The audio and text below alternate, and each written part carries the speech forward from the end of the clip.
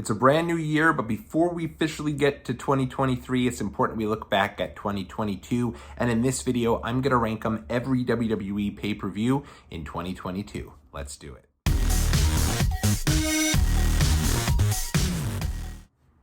What's going on out there, world? It's your boy Tommy on the spot for Watch Along Wrestling. Happy New Year. I hope everyone had a very exciting New Year's Eve and is excited about 2023 here. If you've already broken those New Year's resolutions, everybody gets a pass on New Year's Day. Tell them Tommy on the spot through your lifeline and you're okay. You can do this. Let's have a great year. Speaking of a great year, I'm excited about all things WWE, AEW, and the world of pro wrestling in general for 2023. So many exciting things coming down the pipeline.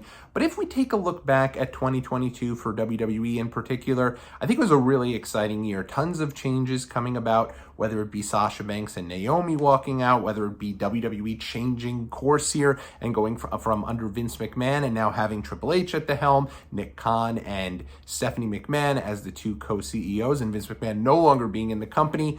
It's been a really interesting year. With that being said, though, in this particular video, I'm not really going to focus too much on the outside the ring stuff. I'm instead going to break down every WWE pay-per-view, and we're going to rank them here from the worst pay-per-view of the year all the way up into the best. And this was a really tough call for me. I think that this was a strong year for WWE. I think they had some really great pay-per-views throughout the year. I will say that as we get into this year, I did split the two WrestleMania shows. So you're going to have WrestleMania Night 1 and WrestleMania Night 2. I don't know how people typically will view these shows moving forward. Like, for me, I remember WrestleMania 37 in particular, where it went from Night 1, which was the great main event between Bianca Belair and Sasha Banks. That's a great show. But then I also remember Night 2 with the great main event between Daniel Bryan, Edge, and Roman Reigns. So I don't really consider that those two shows are the same show, even though they're both under the WrestleMania brand, so to speak. So for me, I went ahead and I'm separating these two shows completely. They're two different shows. I went to both of them. I actually had to go into the arena twice, so I paid for a ticket twice. So for me, I'm counting them as two separate shows as we get into the list. So let's get into it. Things that I'm really kind of measuring this on is really my enjoyment of the shows. Hopefully you guys will enjoy this list, and then let me know in the comment section where I got things wrong or where I got things right. We're going to go ahead and we're going to start with WWE Elimination Chamber. This is one of the two WWE Saudi Arabia shows, and I didn't think this show was bad per se. Again, I think this is a really strong year for WWE. I think that if you look back at this show, Lita got a really great send-off in her match from Becky Lynch, and I've really enjoyed how some of these returns through the years, the Royal Rumble, have led to bigger and better things. If you look at someone like MVP, Johnny Knoxville, it's been a lot of fun. Even Bad Bunny started in the Rumble. So it's been a really fun deal to have those Royal Rumble deals end up becoming something special after the Rumble, and that's exactly what happened with Lita here. That said, that was probably my favorite match of the night. Also enjoyed the Women's Elimination Chamber match. Bianca Belair looked great, and it set up the really fun deal between Bianca and Becky as we got towards WrestleMania. Didn't love the show, though. I think some of these spectacle matches, in particular with Bill Goldberg, don't do a lot for me. Roman Reigns and Goldberg, it was okay, but I think if I don't ever see another Bill Goldberg match, it'd be too soon. That said, it was cool to kind of have that match since we were supposed to get it at WrestleMania 36 and then never did. In any event, that was probably the weakest of the WWE pay-per-views for the year, but I do know a lot of people probably put what I have as number 12 on the list, and that would be the Royal Rumble. Rumble, for me, it wasn't the worst pay-per-view of the year, but I think one of the things that's tough with the Royal Rumble is there's so much hype and excitement around the Royal Rumble. In particular with the Royal Rumble in 2022, not only did you have the two Royal Rumble matches themselves, but you had a lot of really exciting deals going on with Roman Reigns going in there against Seth Rollins, Brock Lesnar versus Bobby Lashley in the Dream match, even the fun little deal with Edge and Beth Phoenix against The Miz and The Maurice, but nothing really lived up to the hype. Rollins and Reigns was great, but I never like a pay-per-view match that ends with a non-finish or a DQ. It's a pay-per-view match. Give me a winner. And in particular, I think with that match, the reason they did that was because of the fact that they probably had Roman Reigns set up to have a match against Jeff Hardy, and then Hardy left the company. I get it, but still, I want a winner. And so that was a little bit of a downturn there. Highlight for me was probably Mickie James' involvement in the Women's Royal Rumble. It was also great to see Melina. I don't think the Women's Royal Rumble was as bad as the men's. I like Ronda Rousey, so her return and win wasn't so bad for me. On the other side of things, the men's Rumble just dragged. It was rough. It felt like you had about 20 guys in there that had no chance in a million years of winning, and they came out one after another. I did like both, two of the three surprises that I remember. Bad Bunny's one of our favorites, so it was great to see him. And as you guys know, I'm a huge fan of Shane McMahon. I really went to WrestleMania 32 specifically to see Shane. So at the end of the day, I liked those two surprises. But how many times is Brock Lesnar going to be the big surprise, come in and win? He's done it at Money in the Bank. He's done it here at the Rumble. It's tiring. It's enough. And I was pretty disappointed to see him win the Rumble last year. All right, moving right along as we continue our list here. Next up, I'm now going with the retired concept of WWE Day 1. Day 1 2022 took place exactly 1 year ago today, as I'm coming to you on a New Year's Day. And I will say I miss a WWE pay-per-view on New Year's Day. I thought this was a great idea, and I'm not sure why they scrapped the concept. With that being said, this show here, I think, takes a major downturn due to the planned match between Roman Reigns and Brock Lesnar at Day 1 not taking place. And I always say to this day, if that match took place, I really wonder if they would have came back with Roman Reigns and Brock Lesnar at WrestleMania. I think they would have. I think that was always the plan. But it felt like that would have been another match in the endless sort of saga between Roman Reigns and Brock Lesnar. So I would have been interested to see where that went. A really good match on this show, of course, would be the Usos taking on the New Day, which kicked off the show. Also really liked the deal with the RK Bro taking on the Street Profits. RK Bro had Migos there. Rest in peace, Takeoff. But at the end of the day, I think Brock Lesnar ending the feud there and ending the title reign rather of Big E was disappointing. Like, again, how many times are we going to have to deal with Brock Lesnar coming in and doing it? Hopefully under the new regime, not nearly as many. So honestly, a good show here with Day 1. I really enjoyed it, but there's a lot of really good shows this year. So I'm going to go with WWE Day 1 as my next one on the list. As we get to our top 10 now, I'm going to go back to WWE WrestleMania Backlash. This is a really good show. Honestly, there's not a bad match on this particular show. It's just that there's not much that you really remember when looking back on it because the stakes of the show just really were not there. Ronda Rousey and Charlotte had a great match on this show.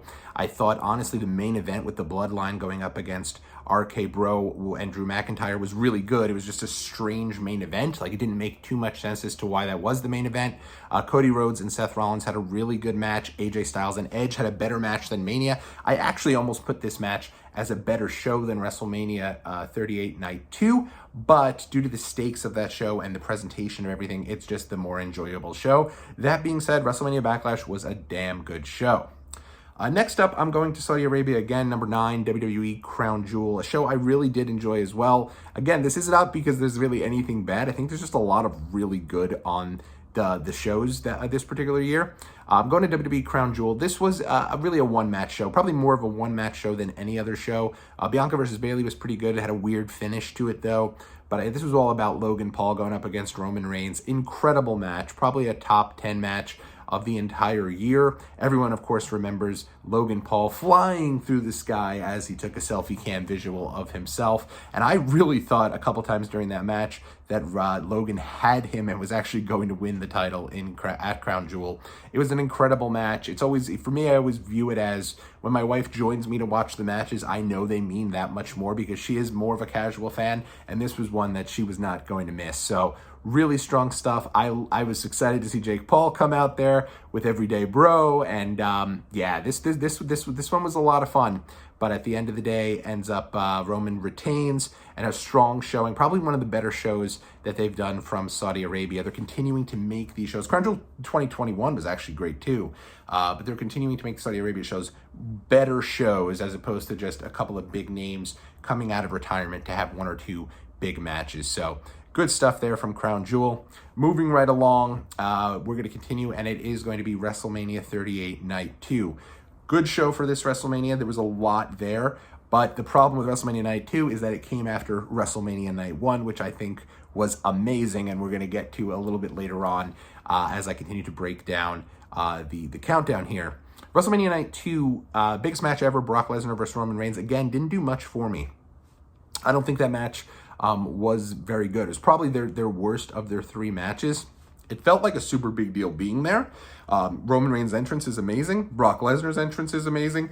It felt really like a big deal, and I give them a ton of credit for being able to pull it off because those guys have had 3 WrestleMania main events, which I'm not sure has happened anywhere else. That's the most that they've brought back a main event. I mean, if you consider that Rollins, I guess, was added to the first one, you could say that.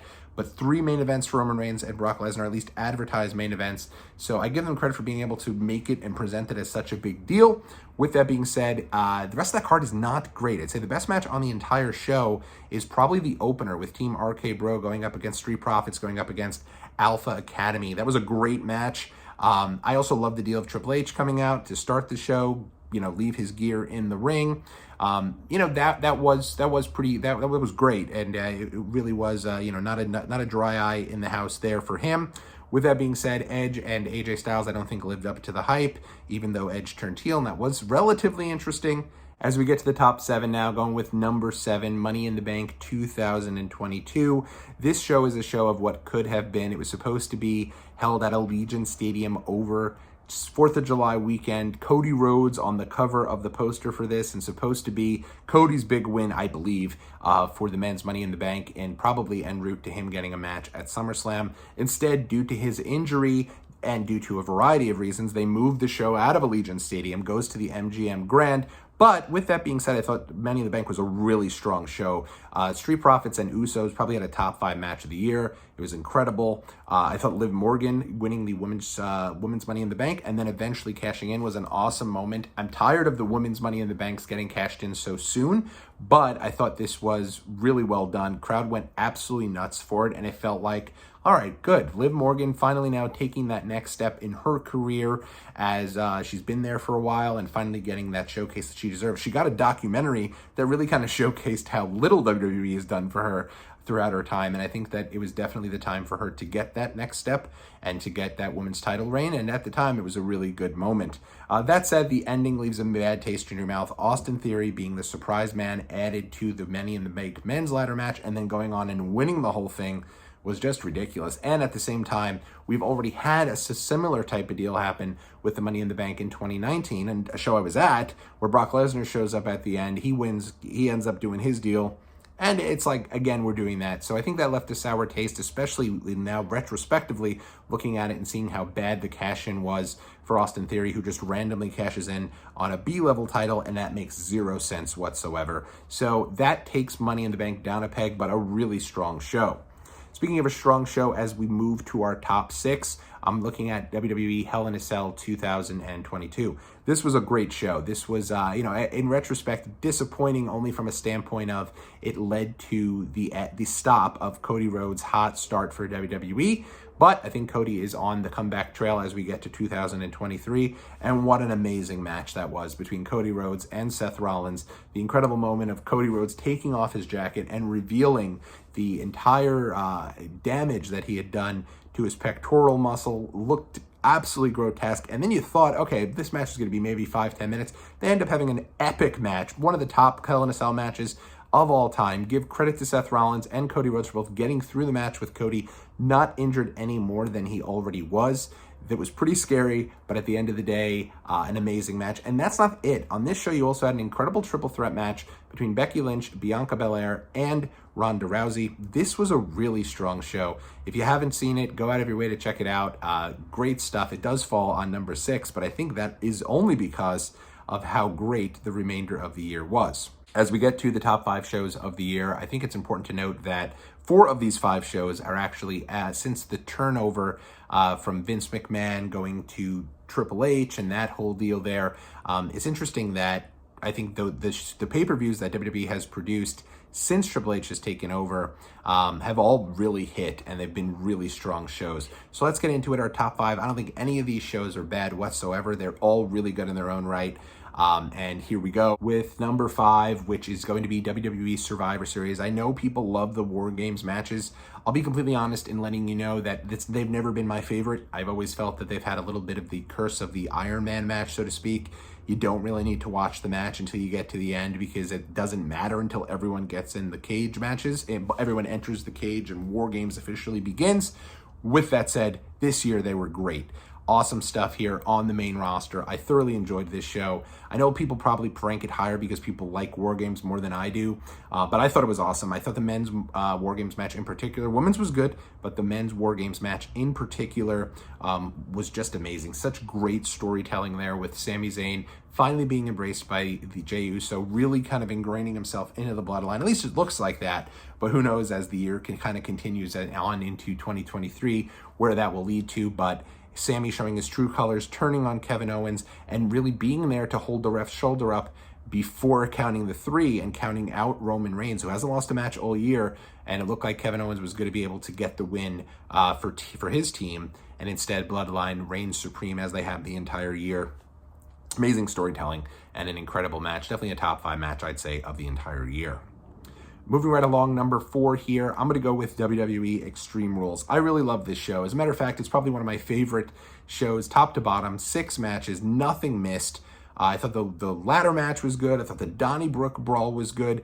I had great seats to the I Quit match between Edge and Finn Balor, which I think was a top 5 match of the year. And literally, they wrestled right in front of me. If you go back and watch that, you can see a little bit of footage of myself and my wife hanging out right behind them. So where we were seated, it was an incredible experience. I recognize I'm a little biased because I was there, but I also think that when you think about the moments, you think about the big deals, I think that's where this show really kind of gets to the point of being a really strong deal because of the Bray Wyatt return. I don't think in retrospect the plan was to have Bray Wyatt show up at Extreme Rules. I think they were planning on extending this and dragging this out longer before the reveal, and I think that's why it's kind of taken so long to get going since he's come back. But on that night, the place just wanted it so bad. And when they delivered it and showed Bray on the screen with that amazing reveal, it was a moment very hard to top. A top 5 moment for me of the entire year. Incredible to be there live. Surreal to be there live. Especially we had awesome seats. It almost was like we had a little goosebumps going. It was crazy. So much fun to be there though. An incredible show. WWE Extreme Rules 2022. Number 3 here on the top 3 matches, top 3 pay-per-views of the year. We're going to take a look at the start of the Triple H regime, if you will, WWE SummerSlam 2022. Really 4 things jump out to me here. First off, Jeff Jarrett, who now is a big part of AEW and Ring of Honor, so to speak, being such a major part of WWE, being the referee who was brought in and really having a major showcase of the entire weekend to culminate off the Street Profits versus Usos feud that I talked about earlier with their great match of Money in the Bank. You also had Logan Paul taking that next step. I thought he looked really good at WrestleMania, but I thought his one-on-one match with The Miz at SummerSlam was awesome, and this match really did. It kind of brought him over, and it showed how quickly he's picked up on everything wrestling so fast here.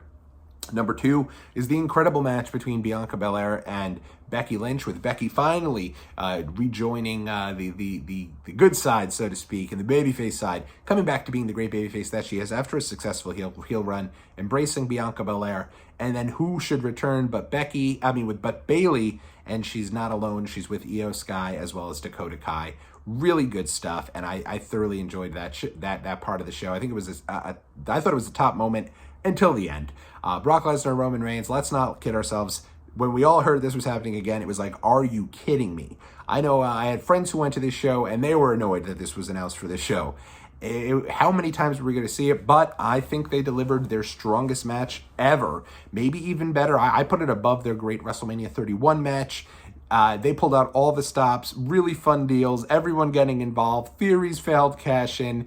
It was a lot of fun, really good stuff. And at the end of the day, we'll always remember Brock Lesnar damn near flipping over the entire ring, lifting it up with the forklift, and just really great match. And obviously Roman continuing to hold on to his title and doing so and looking great in the process. Brock Lesnar, though, I think this was his strongest match probably since SummerSlam 2019 against Seth. I thought he looked great. And, at the end of the day, Roman continued his reign, but I thought this was a really strong show overall.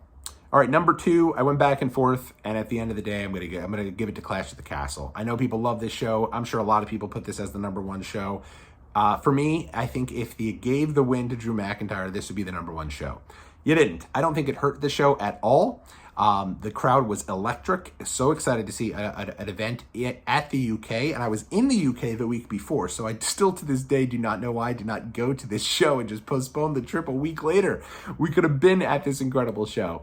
But I think the only thing that takes it down a peg is not necessarily that Drew McIntyre lost. It's that how silly he was after the match. The idea that he didn't even act like he was upset and picked up the mic and started singing with the crowd, singing with Tyson Fury, who I've had more than enough of in his reign for WWE, and him coming in.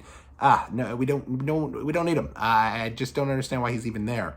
That said, this show was similar to Extreme Rules in that it was just a few matches, but every one of the matches really delivered. It's a really good formula, very NXT takeover type formula that Triple H has kind of instituted since taking over, where you don't need 100 matches on every show as long as the matches that you do get really deliver. I will say that well, one of the really interesting pieces of this show, of course, I can't talk about it without talking about this Sheamus and Gunther match as well. I still say Drew McIntyre and Roman, due to the crowd's immense excitement for everything Drew did, living and dying by every near fall, probably puts that match a smidge higher. But Gunther and Sheamus was great, and Sheamus getting that standing ovation at the end of the match was awesome and well-deserved for him. This is a great show, and I hope that this means WWE will continue to give these shows to the UK and continue to move their shows worldwide. There's a lot of starving fans out there for WWE live pay-per-views, and you can clearly see that here with the UK. They welcomed WWE with open arms, and everybody on that show felt like a total rock star. That brings us to number 1, WrestleMania 38, Night 1. I guess if I was doing WrestleMania together, Night 2 would probably bring it down a little bit. But WrestleMania Night 1, it's an incredible WrestleMania. I mean, this thing was amazing. You take out the unfortunate Rick Boogs injury, and there's nothing bad on this show. I thought, honestly, Logan Paul and Miz, Logan Paul being able to show that he's taking this serious and he's looking great in the ring. Granted, with Rey Mysterio and Dominic Mysterio and The Miz in there, but I thought that match was really well done. I loved the Happy Corbin against Drew McIntyre match. I know people don't love that one, but Corbin hitting the end of days and then Drew kicking out, being the first person to do so. Great stuff there. Then Drew, the silly stuff with Angela, the sword, chopping up the ropes. But I thought, that was fine. I really enjoyed the Bianca Belair and Becky Lynch match with the great entrances there. The return of Cody Rhodes going from irresistible to undeniable. Just unbelievable. Incredible moment to be there live, to see him come out as the AEW American Nightmare version of Cody Rhodes with the music, with the gear, with the logos, everything. It was just absolutely incredible. Ronda Rousey and Charlotte Flair, I didn't think was as bad as people make it out to be. People are a little tough on that match. I thought it was actually pretty good. Interesting to see Charlotte get the win there. And then, of course, guys, it's the return of Stone Cold Steve Austin. Not only did you get Stone Cold coming back, but you got him for a match, and a good match, against Kevin Owens in a main event slot. Who would have thought we'd see it in his backyard of Texas? Just amazing. So for me, that is the top there. Yes, I was there. Maybe I'm a little biased, but I don't think you can get much better than WrestleMania 38, Night 1. Amazing stuff. Really fun show. And that does it for me. So let's see here as we get to 2023 where things stand. A lot of things I'm looking forward to. Randy Orton's coming back. I mean, you look at the beginning of this countdown. I was talking about the matches from earlier in the year, and he's a major part of them. He was supposed to be the match, I think, against Roman at SummerSlam. So him coming back is going to be interesting. Trying to figure out kind of what happens with Cody Rhodes when he comes back. How long are they going to go with the bloodline? Who will Roman Reigns face at WrestleMania there? Where will Becky Lynch fit into this? Is she going to face Ronda Rousey at WrestleMania? Does she have something else planned? So many bits and pieces and exciting things that are developing in 2023. Let me know, though, before we get there, or well, we are here, but let me know what you thought about my list of the pay-per-views ranked for 2022, and I'll see you guys all in the very next video.